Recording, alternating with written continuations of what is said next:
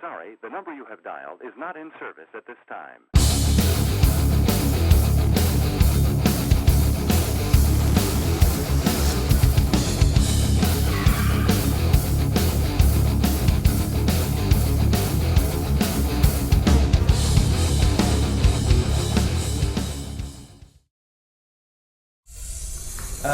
Yeah, so the idea is we're gonna have the band play all together and try and capture it live as much as we can for now. I mean, there's going to be guitar overdubs for sure, but if we can, we're gonna try it without click and everything. Definitely, we talked about it, did some pre-production with them a couple of weeks ago, and they've been learning the song with some arrangement changes in it.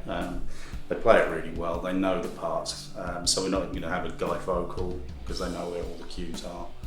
And yeah, the click just seems a little bit irrelevant at the moment. There's lots of tempo changes in the song anyway, right? And it pushes where it needs to. It doesn't run away with itself, or didn't.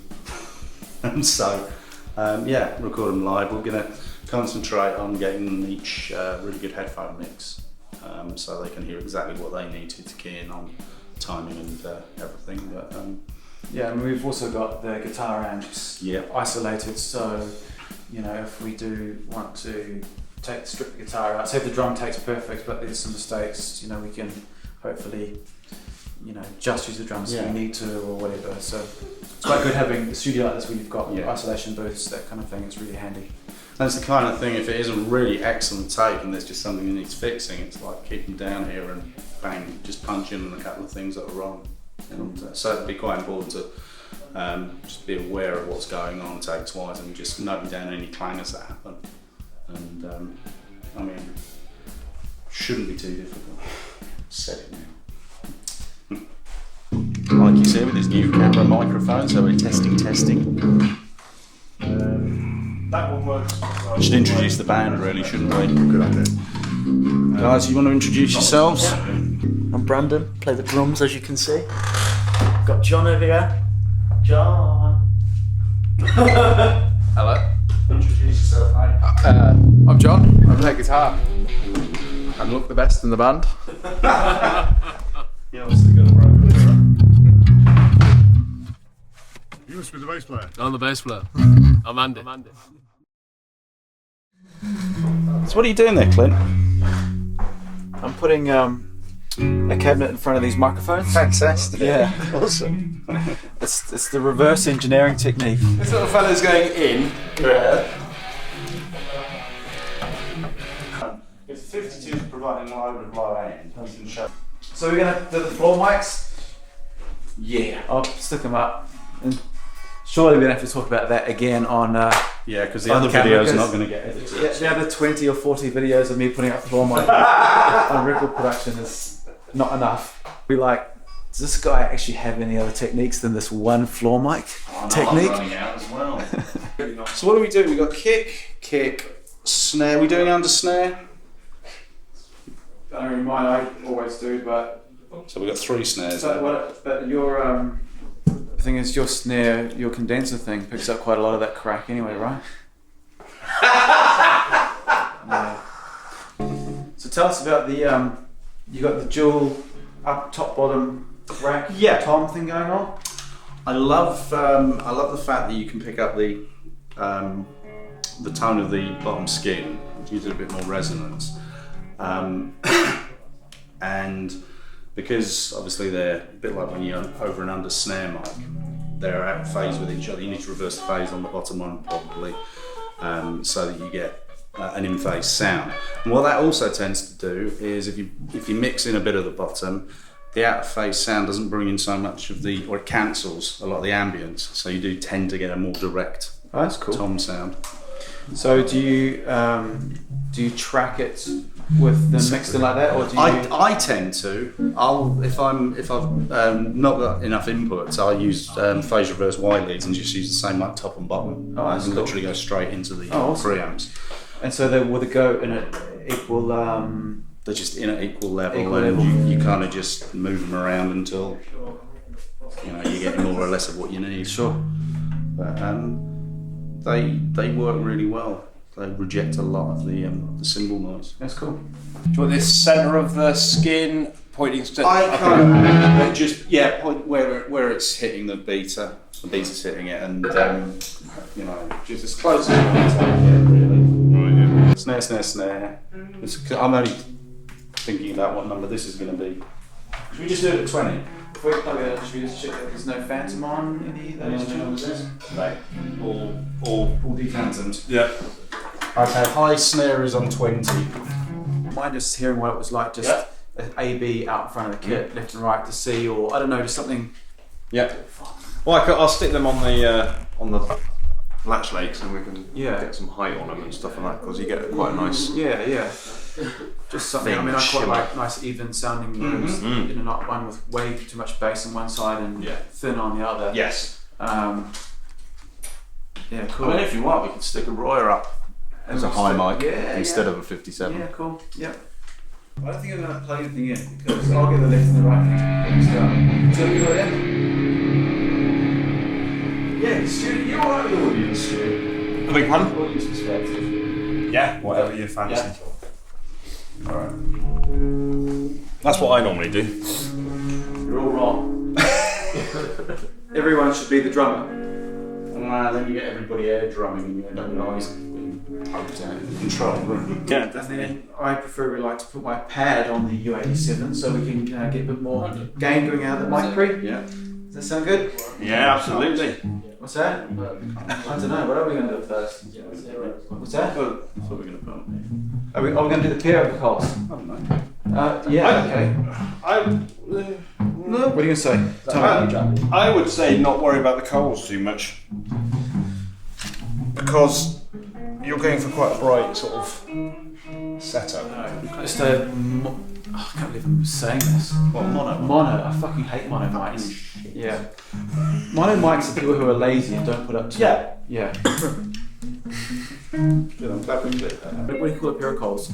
Colses? Coli? Coals. Cole? Coles. Eco. Coles. But one Coles is a Coles. Yes. Colses? Coals. I'm just putting these up at the moment, but probably I usually sort of stand in the room and see where it sounds pretty good just from listening. You know, you might find you get more weight by moving it back or forward, but just kind of equal distance from the kit at the moment out in the room. Yeah. Which is proving to be a bit difficult because this is right in the way. But In my head. yeah, we'll figure that out. Oh, sorry. I'm in the zone, man. Yes, it's not working. It's kick in 1. So the next one will be floor, that room left, whatever you want to call it. Call it George Channel 20. So with your own kits, do you try and are you going for more of a kit sound or just cymbals or? I think the kit comes out really well through everything else. Yeah. So cymbals just to accentuate the imbalance between, you know, the parts really. Sure. If we need a ride mic, we need one. Yeah. I doubt we will. I'm probably wrong now. No, I kind of just go for covering the cymbals because we've pretty much got to make everything punch through all the guitars. And if you've got, I mean, that's obviously quite a simple setup, but if you had, you know, like big metal kit with 2 splashes, a couple of chinas, 20 crashes, would you spot mic one? Again, similar things. You probably just look at going between a couple of them. Like when you have too many toms for the number of mics you got, you put one in between the two, and just kind of like just cover the cymbals so you've got some control over it. But when it's all going, I mean, a lot of it tends to come from the rooms, yeah. But you know, like I guess with like splashes and that kind of thing, where you know a lot of metal bands want to hear those really cut through, and it's really hard to. Would you specifically put a mic on there? Or would you stick it as a sample later? You can do. No, again with the automation afterwards, you can like put it out onto another track and just feature it. You know, just to accentuate that frequency. Yeah. And then knock it back when it's not being played. Yeah. I'm just becoming a real fan of that now. Because it makes like the overall sound really good. You know? I know you should capture it how you want it to sound, but sometimes it's like it's just what I'm going through at the moment. You know? My classic mixer phase. I can't watch these people doing mixes with a mouse. Yeah. I'm drawing in what should essentially be like feel left. So this is how you tangle up a mic lead that was beautifully wrapped. You know Loz Williams? There's a guy who used to engineer and work for Greg quite a bit. Right. And he would put a baby monitor in front of the drums, and then at the other end put it in, just another room somewhere. Yeah, obviously it needs to be a room that's quite quiet because the baby monitor output doesn't You have... wake a baby. Yeah, exactly. Never wake a baby, right? No, it's never shake a baby. I didn't get that memo. Yeah. And there's stick 57 in front of the monitor, and it's got another trashy sort of sound. Brilliant. I guess kids are still at plugins these days. Floor left 14, floor right 15. There you go, there's floor left. Marvellous. And then let's talk about the floor technique, Clint. Again, we're trying to talk about this again. Well, we know you haven't got much else to talk about, so Exactly. It's the only one thing I know. But no, to answer your question, I don't go too wide, because if you go too wide, you get too much kick on one side and too much snare on the other. And I think it also sounds a bit out of phase as well. So mono, it's not great. Not that a lot of people listen to mono. But sometimes you do need to close the kit down for a section and just kind of let it expand a bit. Yeah. So, yeah, that's good. Cool. Right.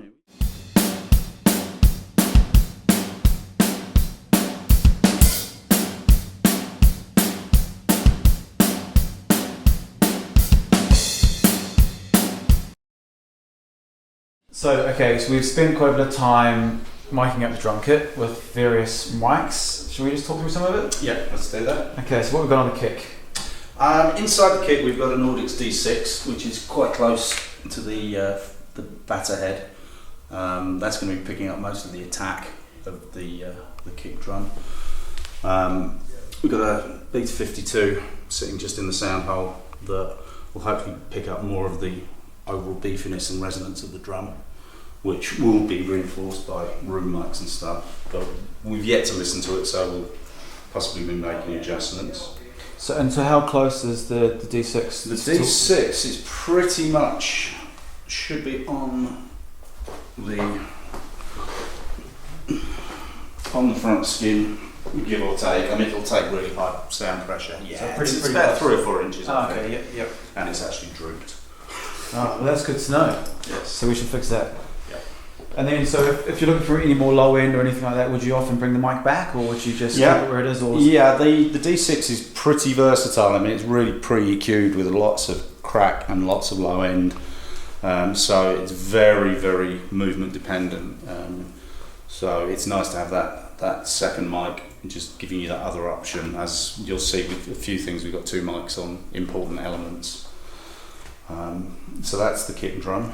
And then on snare, you've got your sort of strat technique. It's a modified SM57. It's just something that people tend to do. The 57's got quite a nasal tone to it, so when you take the transformer out of it, it lowers the sensitivity of it, but it also flattens the frequency response of it quite a lot. And because we're using it on a snare drum, or a lot of the time on a guitar cap, it doesn't matter that it's lost the sensitivity, it still takes the sound pressure level. And it's just a really nice alternative kind of broad picture of the snare drum sound. And then take to it, just because they work well right next to each other, is a Neumann KM84, which is a condenser that picks up more of the high end and definition. And I tend to try and get as far away from the drums as possible, because the tone comes out of the drum more, rather than this being this sort of like papery, right on the snare skin thing. And it's the same with toms and things, they're never really that close to them. So it's just a technique that works. We'll play around with phase. Anything we don't like, we'll change. And then underneath a 57 just to pick up the rattle if we need it. So for me, I find this quite interesting, because I would normally be quite close on here, which does have quite a boxy sound, but I guess I'm sort of always trying to look for a bit more, I guess, with having less space, from the hi-hats, but for you don't really worry too much about it? The hi-hats go everywhere anyway for me, and you can get into the null point of the back of the mic anyway, and just by moving mics around, you can get quite a lot of separation. And in the past, you can put things in between just to cut off the high frequency. We'll see what it sounds like. I mean, presumably we're going to mix this, so we can kind of get a drum sound that we really like to Pro Tools, rather than thinking, oh, we better give a mix engineer all the options. And there's always things that you can do in the mix anyway. So I like approaching it as like, let's just get the sound exactly how we want it. And once everything's going, it is a mishmash of everything in the room anyway. So cool. And then you've got nicely ignoring the hi-hat, which is the correct thing to do because it's going to be on everything anyway. Exactly. The white noise between the kick and the snare. I've actually found I've been using the hi-hat mic a little bit more recently for not so much thrashy rock stuff, but if there's faster 16th parts, or basically just lifting it in those sections. So it's always good to have, right? Yeah. If you've got enough channels and enough, definitely. And then you've gone for this top and bottom. Sennheiser 421s. We're lucky. Brandon here's got a nice set of cymbals that are nowhere near where we want to put our mics. So we can get away with the 10-inch phallus that is the 421. It's a great tom mic, and normally works very well on its own. But quite a lot of us discovered a long time ago that if you do put a mic on the bottom skin, pop it out of phase, you can pick up quite a lot of the tone of the bottom skin and the shell resonance, and it has an added benefit as well because it's out of phase with the top. When you bring it up with the top skin, you tend to reject more of the spill in the room. So it acts well just to kind of get the toms speaking a little bit more. You can be a bit more brutal with EQ, and you can do things like EQ the high end on the bottom drum, and it'll still kind of give the tom more attack anyway, but you don't get the cymbals. So you just got, again, 2 mics on lots of things, gives you options. But we'll try to make a decision as we're tracking. It's not particularly very nice sound at the bottom, is it? It's just it's quite tubby and quite boxy and resonant. But when you put it in there, and you're going to EQ the snot out of it anyway. Yeah. But you can, because it's away from the. And does it matter? Would you normally go for something? Does it matter? I mean, could you put 57 on, or would you go for something more? If you had 2 421s, 2 421s, would that be the ideal scenario? Yeah, I mean, I use the clip-ons because quite a lot of the time you don't have a room as big as this, or there's a lot of equipment around, so we're saving mic stands. Yeah. And you're always going to reach for an EQ, so as long as you know what you're dealing with. And it's sort of kind of getting a bit ahead of ourselves, but that's where the monitoring and the control room is really important. If you know what you're hearing, you can make those decisions for tracking. Cool. So, and we've got we decided to go for condensers on the overheads because, I mean, I think for me, if I'm doing hard rock or metal or something you want nice shiny cymbals, for me, condensers work quite good. Definitely. But if it's a bit more just, I guess, like a slower rock track, something like the Coles, River Mike works quite good. But we've also got this sort of mono Roy overhead as well. Yeah, the high snare mic's really cool. It's pointing directly at the snare. Obviously, it's picking up more of the drum kit, but again, you've got so many options that you can do with it. You can you bring it up its own channel and just mult it off. You can put expanders on it, gates, compress the snot out of it, just use it triggered off the snare or keyed off the snare. You can do lots of stuff to make it explosive, but it's the mono element of it. Just again, it's one of those things that kind of brings the drum kit together when you need it to. If everything's sounding a little bit separated, you can just nudge it in there, and it's great. And they're meant to sound slightly brighter one way round. It's a figure of 8 ribbons, so we've got it the normal logo facing down. If it doesn't work, we'll turn it around. With the overheads, we were talking about this a bit before. I mean, we've got quite a simple setup here with 2 crashes and a ride, but if you were doing, say, a band that had 6 crashes, 2 splashes, a couple of chinas, like quite a massive array, would you often just still go for the 2, or would you try and put more up? I mean, I'd still go for a simplified setup. like this, but if you've got channels and mics, use them. So spot mic anywhere you can. Sure. So what I would do is listen to the overheads in the stereo, get them to hit all the cymbals, and then go, you know what, that splash I can't hear very well. Hear it. And if moving the mic's just altering something else, it's not good enough. Okay. Or spot even mic. putting spot mic up and cool. And funnily enough, in cases like that, 57s work really well. Yeah. The ones that you can't have enough of them. They're in the closet, and you just go, okay, 57 on it. You can just again EQ the piss out of it and just to bring it in and give it the presence, right? Because essentially you're getting most of the sound of the overheads through the two stereo anyway. Exactly. Which is I think most of the high end from the snare, the toms, is picked up through the overheads. I mean, the closed micing does certain things, but you definitely lose those, and you lose a lot of the high end definition. Cool. And then we've got some rooms. I think we both agree that we quite like stereo room miking, and I don't know. I'm pretty. There's nothing worse for me when I'm trying to mix someone's track and they've got a mono room mic. So please, if you've got two mics, put them up. Yeah.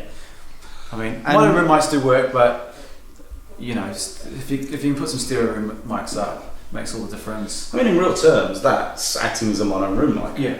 I mean, people think when you look at a drum kit, it's like as you sit in front of the kit and drum here, that's the way the drum kit is. It's like you can work on so many axes. So these are effectively kind of like large overheads, So that acts as a mono source in the room, but these are going to do a lovely job. We walked around and agreed down low here was working because of the loudness of the cymbals. Yeah, we're just looking for me, I was looking for weights, heaviness from the kick, so when you could hear the kick. Yeah. As you move around, the drum kit might sound a bit thinner, so I tend not to put it there. Yeah. And I'd find a place maybe on one side of the room and then try and match it on the other side. If I can try and keep them equal distance away from the drum kit and everything, it just helps with phase and the imaging. And then we've got these on Omni, and I mean the U87s, they work. They've worked for years on room mics, right? So they should sound great. And then the other thing, which we won't go into too much detail about, because I've mentioned a million times before in record production, I've got my floor mic technique, which I can't seem to let go of, so we'll put it up, and even if Mike doesn't use it in the mix, it'll be used. Just basically miking out room ambience, but kind of more gritty, horrible stuff then. Yeah, and it doesn't pick up the cymbals as much as well, so you can kind of again pull out elements that you need. And nice big kick drum, that kind of thing, and we will put a lot of compression on. Yeah. And that's essentially it. I mean, we've actually probably got more mics than we need, but just because there's two of us or three of us, including Stuart upstairs, we're all trying out different things. So why not if we've got the opportunity to do that? Get your amps. Are we just going to put the amps? So guitar will probably be in there. If they've got a bass, put it in there. That should. Is that your bass rig there? Is it? Yeah. Just Tiny Terror, one of those. Yeah. And do you have a? We had this. We didn't have a bass amp last time, did we? No, you can use that Fender 4x12. Okay. That might give you because then we can use the tube text for DI. And if we go with that to start with, and maybe we'll move this out into the other room. I think for bass.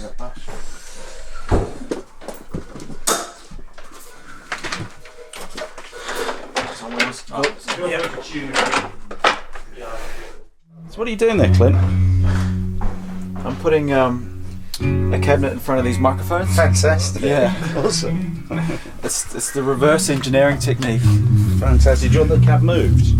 Yeah, it'd be great actually. While it's playing, I'll get you to put your head down there. Okay, and so just get the mics where you need them, and we'll move the cab accordingly. Great. So talk us through exactly how you've got the two mics in relation to the centre of the cone, whether they're splitting it or which one favours the centre. Reasons why. Basically, what I used to do was get my assistant to hold the microphone in front of the cabinet, the SM57, until that was the best sounding spot, and it just always ended up being in the centre of the cone. So I just start with the 57 in the centre of the cone because it's the brightest. don't know, sound really, I guess, and it's quite thick, you know, nice and close. I guess I'm making use of the proximity effect. Yeah. And then really just trying to align the Royer so the capsules are on the same spot. So when I can bring the Royer in for the low end, there's no phase cancellation. Yeah. You should be able to flip the phase on one of the mics and put them at equal level, and there'd be almost no sound. Yeah, I mean, I used to do it with sending white noise into a cabinet and putting headphones on and moving it around until it completely cancelled. But and then you got a life. Yeah, then I got a life and realised that wasted 5 minutes. Exactly. Yeah. So yeah, I mean, cool. When you've done it a million times, you kind of know where the two sit. Yeah. And I put the Royer slightly off axis just so you know, the sound pressure going into a ribbon. You know, it can be quite dangerous, so it just looks after the ribbon a bit more.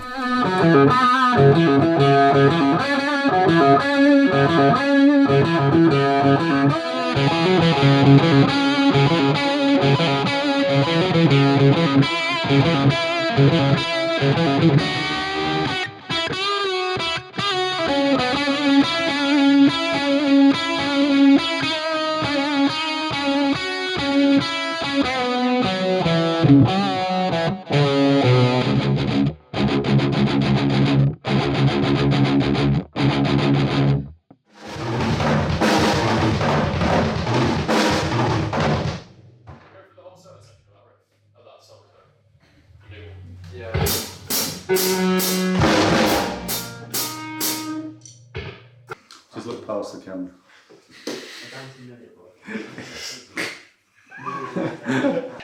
Okay, so Andy is the bass player in the band, and he's going to talk us through what he wants from his sound, because it's quite a cutting metal track. So he'll take us through the rig, and then we'll say what we've done to capture it. Basically what I have is an orange tiny Terra with I think it's a Yamaha TRVX, something like that. But the tone I mainly go for is like a crunchy, bassy tone. It's quite good to have a bassy tone when you've got a bass. Yeah, that's what you want, yeah. But yeah, full of basses, obviously, there's only one guitar, so it needs something to back it up. Yeah. So what we've done is we've got Sennheiser 421 on a 4x12 for a change, because it's a much more mid-rangey sound. So that'll hopefully get all the pick and really nice heavy-duty, crunchy sound from the bass. And then we've put a Yamaha sub kick just out as an experiment, really, to try and capture a bit more of the low end. And then I wasn't involved when the DI went on. What were you doing on that? No, I think it's just it's a DI. I mean, for me, a DI is a DI, really. A DI is great because you can do anything with it later, whether you put a bit of drive on it or not. And yeah, I mean, often if I'm doing, you know, rock or metal, I quite like using, you know, like the Sansamp driver. Definitely. Which is awesome, really. But I don't think you've got one plugged in. No, it's at home. That's right.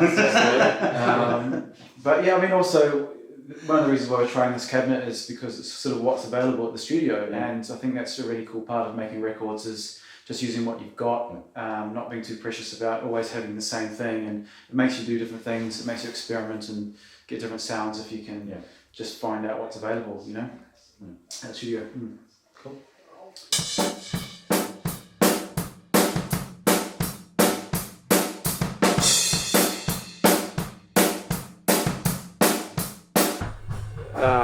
Because you've obviously, with it, you've got mic, line and monitor. If you bring it to the monitor, it's really clean. Yeah. And then you can use it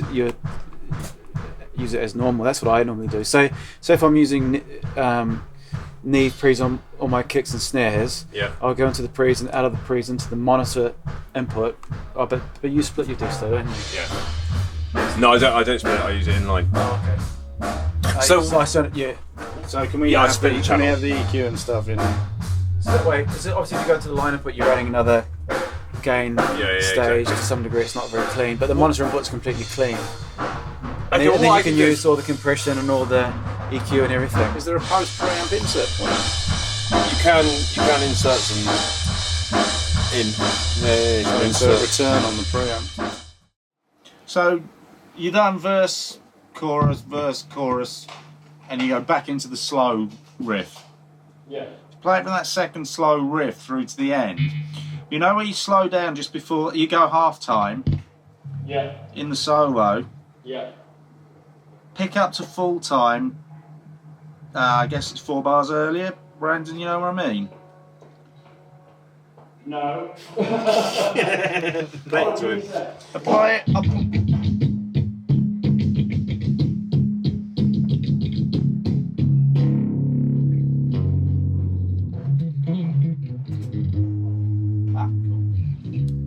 Good man.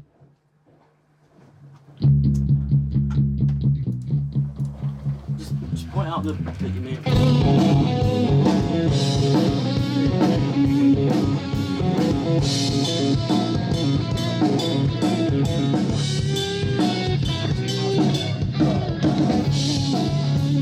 So we go from. Yeah, where do you want to go from? Well, I mean, I guess leading to here. Yeah. And through to the end. So it's only you that's changing, really. Okay. Chaz. Ready?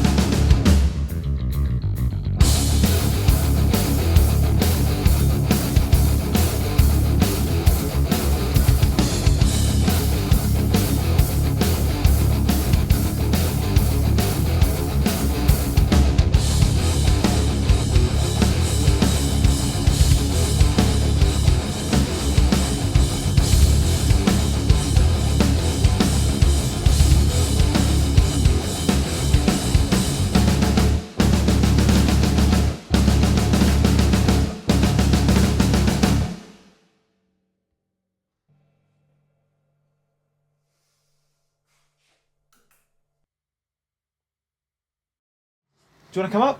Yeah, or yeah, coming up. Have a listen. Make that one sound.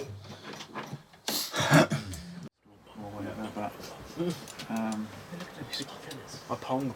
Sorry if I'm like infecting, contaminating.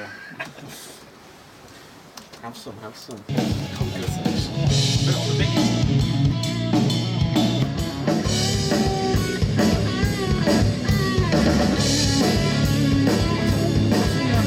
What's the old way like? Just so I can remind myself.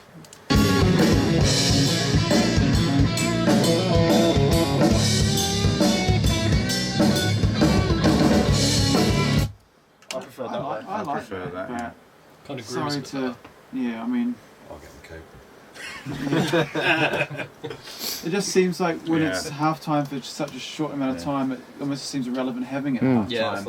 I think I know what you're getting at with the guitar doubles up and stuff, but at the end of the day, I'm just another guy with another opinion, so I'll sit on the fence right now. Did you see my hate mail? Did you see that? No. The hate mail for the Priest album. I'll show it to you later. Oh, what you put on Facebook? Yeah. Seriously? Yeah. Fuck. It's great, isn't it? That's hilarious. Really What were they saying? Oh, all sorts. What about the production? I should burn in hell. The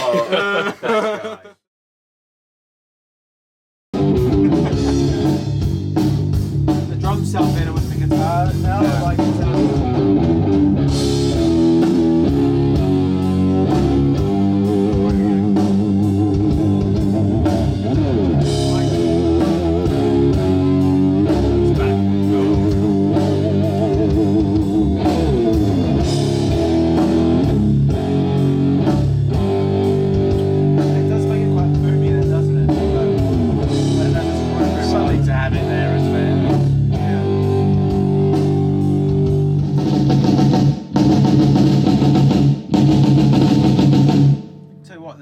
And these PMCs are awesome, aren't they?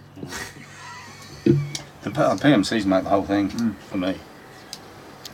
Brilliant. What are they? PMC 8050s? Yeah, 858. Awesome. Okay, guys, you want to just take 5 minutes? Everybody like have a cuppa and everything, and It's pretty much there, I think. should we reboot?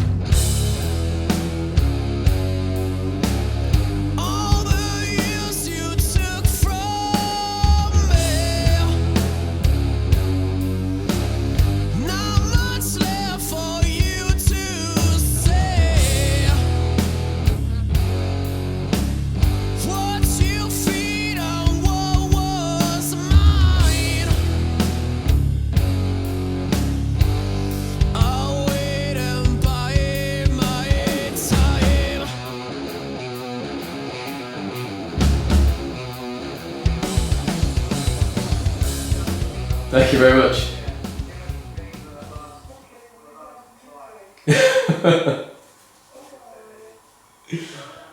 Yeah.